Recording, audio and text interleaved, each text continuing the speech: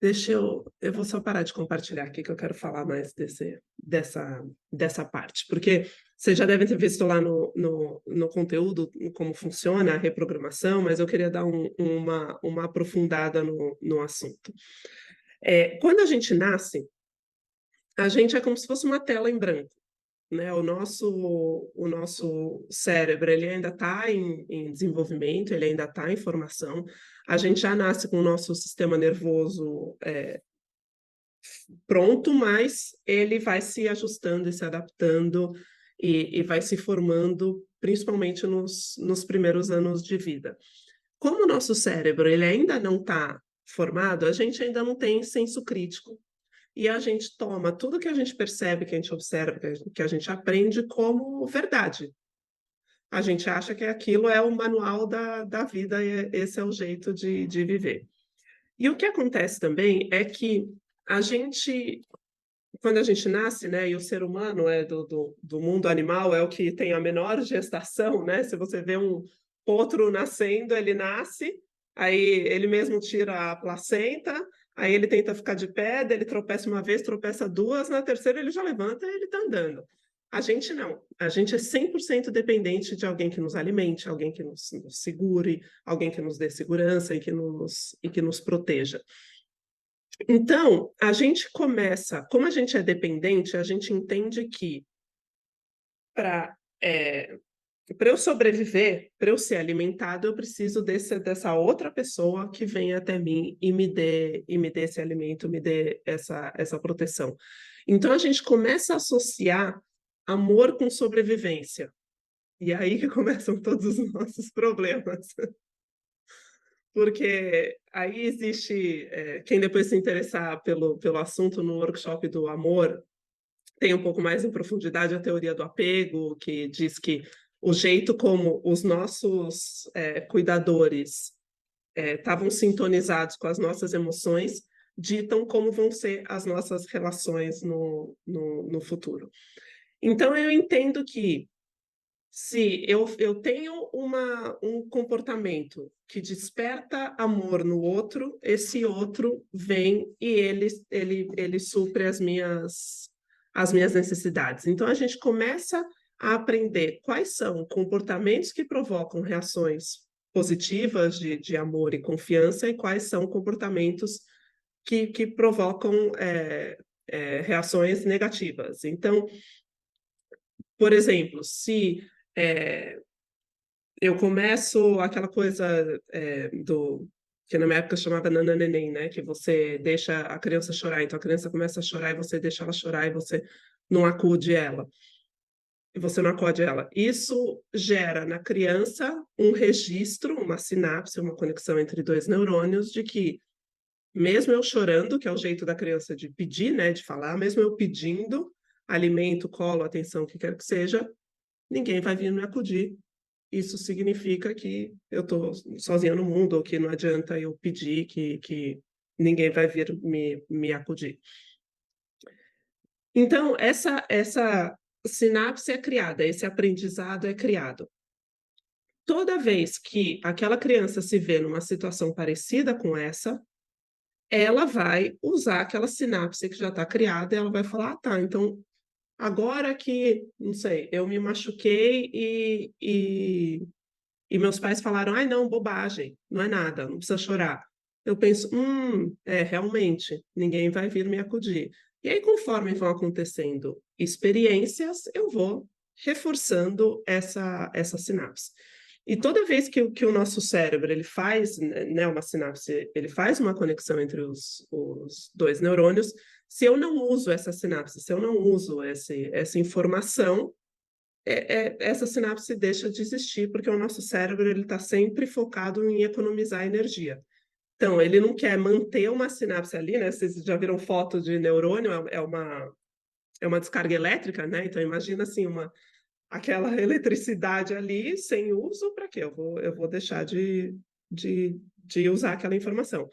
Por outro lado, quanto mais eu repito aquela informação, quanto mais eu uso aquela sinapse, mais forte ela fica e ela passa a ser o caminho automático da conclusão e da experiência da pessoa. Então, Espera, rebobinando. Então, do 0 aos 7 anos, toda vez que eu faço algum comportamento que faz eu me sentir culpado, com vergonha ou que gera algum tipo de dor emocional, isso fica registrado como uma sinapse, conforme essa sinapse vai sendo repetida, ela vai ficando mais forte. E hoje, já na vida adulta, a gente continua repetindo aquela mesma sinapse, a gente continua usando aquela mesma conclusão que foi criada lá atrás para entender como funciona, entender como sobreviver, como viver no mundo, né? O nosso manual dessa vida. E quando eu falo de experiência, né, quando eu falo que, por exemplo, a criança ficou chorando no berço e aí ela concluiu que isso significa que ela está sozinha e que se ela chorar ninguém vai vir acudir.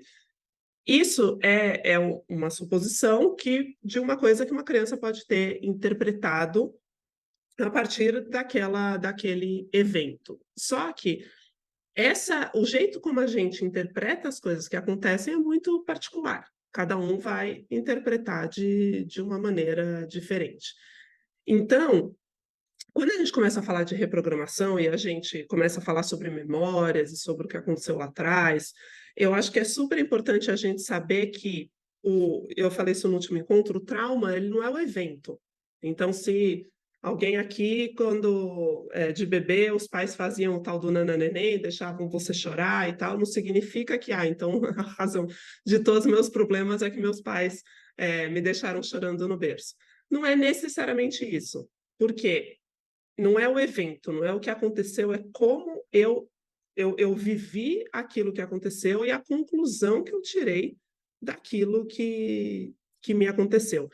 Então, sempre que a gente começa a investigar o passado, eu acho importante ter essa clareza, porque o objetivo de investigar o passado não é a gente chamar nossos pais na chincha e falar: por que você me deixou chorando no berço? Que absurdo, agora tudo, né, todos os meus dramas são culpa sua. Não é isso. Eu acho que a gente sabe conscientemente que nossos pais fizeram o melhor que eles puderam com aquilo que eles tinham, mas voltar no passado não significa encontrar culpados, não significa entender por que eles fizeram isso, significa a gente encontrar uma memória que eu vou usar como ferramenta para minha reprogramação. Por que eu digo ferramenta? Porque aquela sinapse que foi criada lá nos meus primeiros anos de vida, eu preciso. Ela tirou uma conclusão X que hoje não me serve, hoje é incompatível com o que eu quero materializar, ou é uma crença que me limita na vida, enfim. O que eu quero né, o que a gente quer no Materialize é a gente criar novas sinapses, novas conclusões, reforçar essas novas conclusões para que o cérebro perceba, putz, aquela conclusão antiga não está mais sendo usada. Então, se ela não está sendo usada, eu não preciso mais gastar energia com ela aqui. Vou gastar energia com a nova que está sendo mais usada. Então, a memória, ela vem para isso, ela vem para ajudar a gente a criar uma nova sinapse, uma nova crença, que vai com repetição, erro, acerto, feedback, tudo aquilo que eu falei antes, vai ajudar a gente a transformar esse novo caminho num caminho automático para que aquele caminho antigo deixe de existir. Então, por exemplo, quando eu comecei o meu processo de materialização, faz uns 2 anos, eu peguei pesado na coisa da reprogramação, e o mais interessante é que, conforme a gente vai, né, se permitindo, e a gente vai meditando, e o nosso inconsciente vai entendendo que a gente está num lugar seguro e que ele pode acessar mais coisas, eu comecei a ter memórias. E uma das memórias que eu tive, que foi tipo uma regressão, mas eu não chamo de regressão porque não é necessariamente esse o objetivo, mas uma coisa que me veio foi eu consegui visualizar eu na barriga da minha mãe e ela discutindo com o meu pai se eles deveriam me ter ou não, se eles deveriam abortar ou não. E ali eu falei, nossa, Talvez seja por isso que eu tenha lutado tantos anos da minha vida com um complexo de inferioridade, porque eu não sei se eu mereço existir e essas coisas. Então, o que que o que que eu fiz com isso? Eu peguei aquela memória e comecei a usar na meditação de reprogramação. Então, eu pensava de novo, eu lá na barriga da minha mãe, não sei o quê, só que ao invés de eles estarem discutindo se eles vão me ter ou não, eles estão celebrando a gravidez da minha mãe, eles estão celebrando que eles vão ter mais uma filha, porque eu tenho uma irmã mais velha, eles estão pensando como eles vão decorar meu quarto, o que quer que seja. E aí eu fico repetindo essa meditação que vai me ajudar a concluir que não é que eu sou inferior. Eu mereço existir, eu tenho espaço no mundo. E por que que a memória não importa? E como foi que a memória não importa, não. E por que que a memória é uma ferramenta? Porque isso eu aprendi no meu caso, meus pais já faleceram, né? Então, quando eu tive essa memória, eu falei, bom, eu não tenho para quem perguntar se isso aconteceu ou não. E aí eu falei, bom, mas eu vou continuar fazendo, né? Porque eu aprendi que esse negócio de reprogramação funciona, eu vou fazer. E funcionou do mesmo jeito. Então, a memória, ela vai servir para vocês poderem conectar com uma emoção. Porque imagina, né, eu lembrando lá, eu pensando, eu na barriga da minha mãe, eles pensando se eles iam me abortar ou não, isso gera uma emoção. E essa emoção ajuda a criar uma nova sinapse, porque existem duas coisas que a neuroplasticidade diz que são importantes para a gente criar novas sinapses e poder moldar nosso cérebro, que é repetição e emoção, né? Significado. E para eu ter esse significado, eu uso essa memória. Porque se eu só pensar no consciente aqui, tipo, não, eu não sou inferior, eu não sou inferior, eu não sou inferior, eu posso repetir zilhões de vezes e talvez um dia funcione. Mas se não tiver emoção, essa sinapse não vai ser tão reforçada. Então, a memória é uma coisa pessoal. Você vai vir alguma coisa que pode ter acontecido ou não, não importa se é verdade, não serve para você. é, o objetivo da memória não é você perdoar seus pais, o objetivo da memória não é você entender porque eles fizeram isso, o objetivo da memória é despertar essa emoção para que você, juntando repetição e emoção, consiga, consiga reprogramar. Então, só queria fazer esse adendo aqui que eu acho importante, porque senão a gente começa a entrar nesse aspecto das memórias e isso pode, às vezes, levar para um outro lado. O materialismo é um treinamento. Então, você vai pegar aquela memória como ferramenta e você vai se treinar. Esse outro aspecto do o que isso significa a relação com os meus pais, o que isso diz sobre a história dos meus pais, isso é para terapia. Isso é para você discutir com uma terapeuta, porque a gente não tem também, né, a gente está em processo de desenvolver mecanismos para conseguir lidar com as coisas.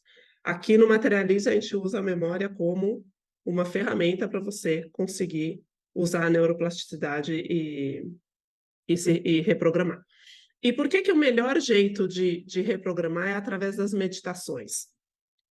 Porque lá na nossa primeira infância, né, quando o nosso cérebro está em desenvolvimento, existem 4 ondas cerebrais, né? Então, existe a onda delta, que é quando a gente está dormindo, que é a de menor atividade, a onda teta, que é quando a gente está num estado hipnótico, um estado de transe, são 5, perdão. As ondas alfa, que é quando a gente está nessa mescla entre consciente e inconsciente, e as ondas beta e gama, que é quando a gente está mais ativada, é quando tem mais atividade no nosso cérebro.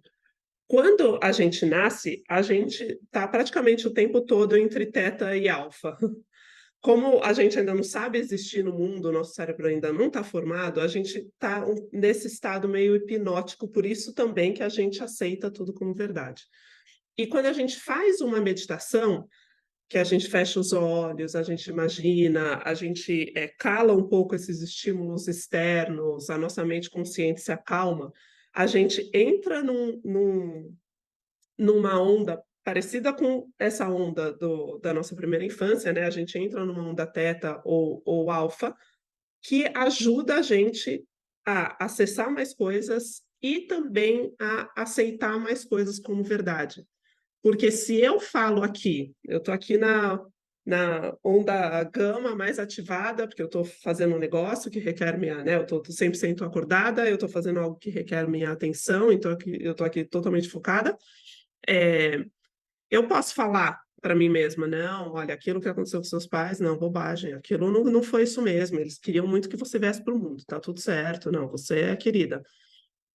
Isso não vai ter o mesmo impacto, porque eu estou com a minha mente consciente alerta, e ela serve para policiar os nossos pensamentos, ela é a guardiã ali do nosso inconsciente. Então, ela é o nosso senso crítico, e ela vai ouvir isso e vai falar, sei não. Quando eu consigo entrar no estado meditativo, esse senso crítico dá uma baixada de bola, e eu consigo, usando a imaginação, né, porque a reprogramação, quando eu penso numa outra coisa que meus pais poderiam ter me falado, quando eu dou um outro resultado para aquela memória, eu estou imaginando. Então, eu consigo aceitar mais aquela imaginação como verdade. Por isso é tão importante a gente entrar nesse estado mais parecido com o estado de transe. É claro que isso é com o tempo, então, quanto mais a gente medita, mais a nossa mente consciente entende que a gente está num lugar seguro e ela vai baixando mais a guarda, e também a gente vai conseguindo acessar esse inconsciente de um jeito mais rápido.